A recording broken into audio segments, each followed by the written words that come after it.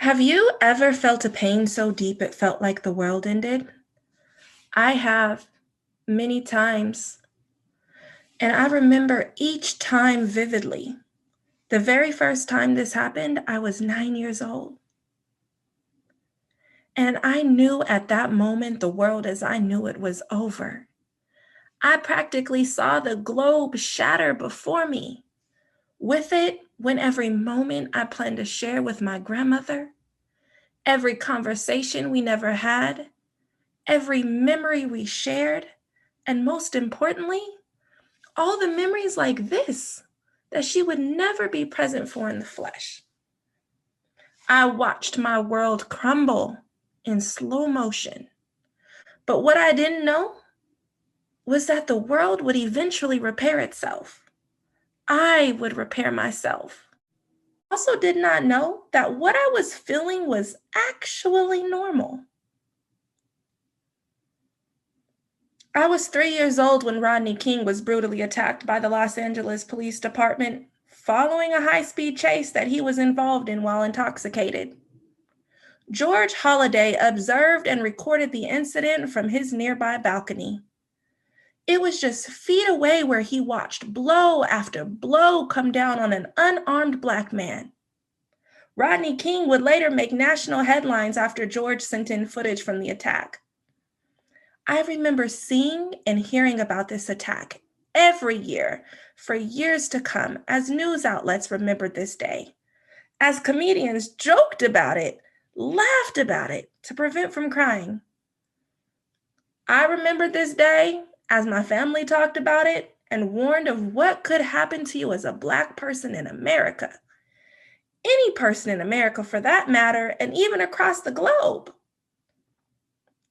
I would later hear the story of Abner Louima, who was physically attacked and sexually assaulted by the police. I felt pain and grief for the loss of freedom and equity. I had never really heard the word grief or anger used in the way I was experiencing it, but I grieved all of these incidences in a way I could not articulate. I would later learn another word for all of this. That word would be racial trauma, a word my 9-year-old self did not know. Eventually, I would actually find myself in my school counseling office, isolated from my classmates. No one ever explained why I was in there, but I was left with a resonating feeling that there was something wrong with me, that I was different. I mean, I knew I was different prior to being dragged to the school counselor to talk about the death of my grandmother. Not to mention, I had siblings who looked nothing like me. From my younger, fair-skinned, curly-haired baby brother, whose father is white, to my older sister, who was lighter than my brother, despite having two African-American parents. People would always question our shared relationship because of the way that we looked. We all came from my mother. And I would often find myself explaining this time and time again to anyone who would question the shared relationship of my siblings and myself because of our skin tones. More so, as I broke down colorism at 9 years old to a culturally incompetent white school counselor who did not understand the role of grandmother in Black families. This continued to perpetuate the feeling that I didn't belong, that I was an other in the very space meant to cultivate healing.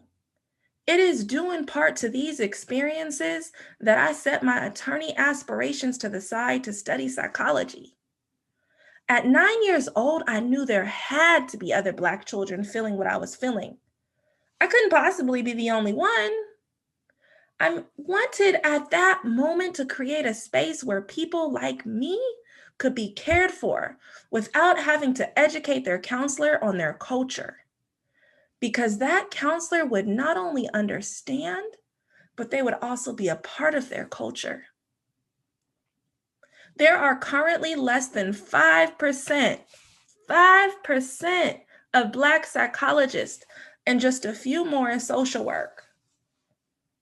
The numbers are even smaller for Hispanics, Native Americans, trans counselors, and more. Representation matters.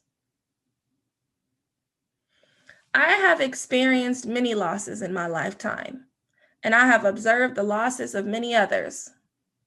When I look at the culmination of those losses and the reasons why many, like my grandmother, died early, it can often be linked to systemic issues attributed by racism, which led to poorer health outcomes for communities of color. When my grandmother passed away, my world collapsed. For a moment, I knew what the family members of Trayvon Martin, Sandra Bland, Charlena Lyles, Breonna Taylor, George Floyd, and countless others felt when they lost a loved one. I know why Erica Garner, the daughter of Eric Garner, died from heart failure. It was chronic stress related because of the racial trauma she was exposed to, both direct and indirectly. Each incident of racism, whether explicit or implicit, has a visceral impact, not only on the physical body, but on the psyche as well. This holds true for every single Black, Indigenous, and person of color all around the world. What we experience when we view images of slain Black bodies, Black people being persecuted, Black bodies being beaten, and Black people being tormented with violations of their civil rights, mostly by white people who make police calls for mundane reasons like, Black people having a barbecue, swimming, going home, being home, selling waters, and even bird watching. All of this is racialized trauma. Racial trauma is a Black doctor being handcuffed outside of his home while offering COVID-19 tests to the homeless. Racial trauma is watching or hearing about Ahmaud Arbery being gunned down and killed while jogging. Racial trauma is daily microaggressions in the workplace, such as the organization asking minorities to head the diversity department when they work in IT. Let them work in IT. These microaggressions are subtle yet pervasive acts of racism. Racial trauma is very similar to post-traumatic stress disorder, PTSD. It causes a physical and emotional reaction to race-based stress. But unlike PTSD, racial trauma is unique in that it involves ongoing individual and collective injuries due to exposure and re-exposure to race-based stress. Racial trauma happens monthly, weekly, and sometimes daily.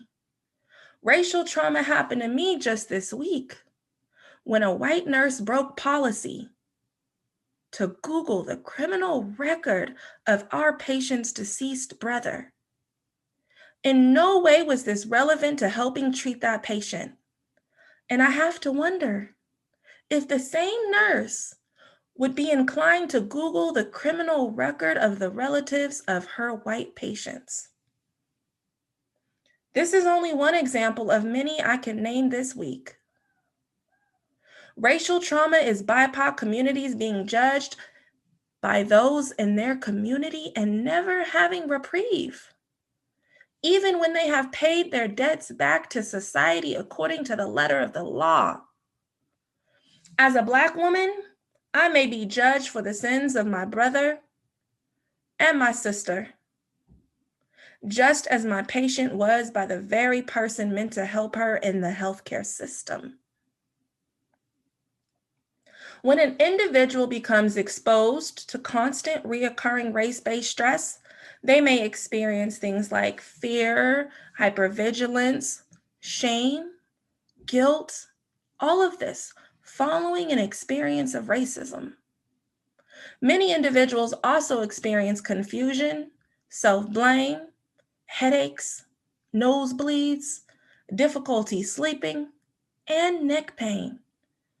Numerous studies have documented the long-lasting negative impacts of racism on mental health. It is well documented. We are sometimes conditioned to pathologize everything, but it is important to note that racial trauma is not a mental illness. It's not something we diagnose. Racial trauma is a normal response to racism. Think of it like grief. Grief is a normal response to loss. We don't diagnose individuals who are grieving, nor do we diagnose individuals with racial trauma. But those symptoms for both grief and racial trauma can and do sometimes turn into something like anxiety or depression. The most common visualization of depression that society tends to think of is images portraying someone who is typically white. We are more accustomed to seeing a student struggling in school or the struggles of a newly divorced mom. We do not think of the physically disruptive Black boy growing up in the inner city who just watched his best friend get shot over the weekend. We do not think about the Asian American plagued by the stressors of being a model minority, forced to pursue sciences when they really just want to draw and make beautiful art. But when we think trauma, we think veterans. We don't think about the only African American woman in a management position who faces microaggressions every day she works. I met her. I know her. I am her. I remember the day they took the word director off my door and forgot to print my title that I had worked so hard for in my business cards. I remember each time an individual would walk into my office and assume my white counterpart in the smaller office next to mine was actually the director. I remember every time someone asked to see my degree for proof that I held a master's degree from the University of Washington. I remember each time they asked how I got into my position as a director. But what I remember most is the anxiety and the racial trauma that I experienced on a day-to-day basis in the workplace. Racial trauma is a 9-year-old girl explaining the role of grandmother in Black families and being met with uncomfortable looks and questions about the diverse makeup of her family. Wait, so who is your father? While then having their siblings labeled as half-brother and half-sister, a term that was a foreign concept in their household and culture. Racial trauma is not always being able to find help in the very profession meant to help you. The dominant portion of society is more likely to receive therapy, and other folks get left out because the profession of psychology and social work has been centered in Eurocentric whiteness. Consciously or not, society often perceives white to be right. So is heterosexual, able-bodied, cisgendered, slender. I entered this work out of my own depression, racial trauma, and yearning to heal those who look like me. Because at 9 years old, I knew there had to be other Black children feeling what I was feeling. I felt sick. But what I did not know then was that I wasn't sick. The system is sick. In my experience, the effects of colonization are deeply embedded into the psyches and behaviors of everyone. As much as I would love for it to happen, racism probably won't end today. For those who are exposed to racial trauma, it is important to limit the amount of information you consume.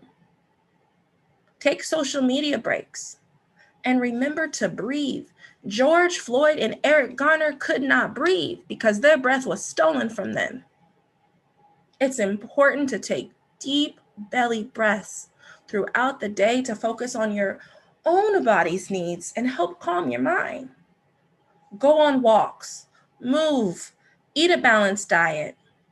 All of this will help alleviate the impact of stress, because the body is in a constant state of stress when exposed to racism and racial instances, either directly or indirectly. One way to release that stress is through movement.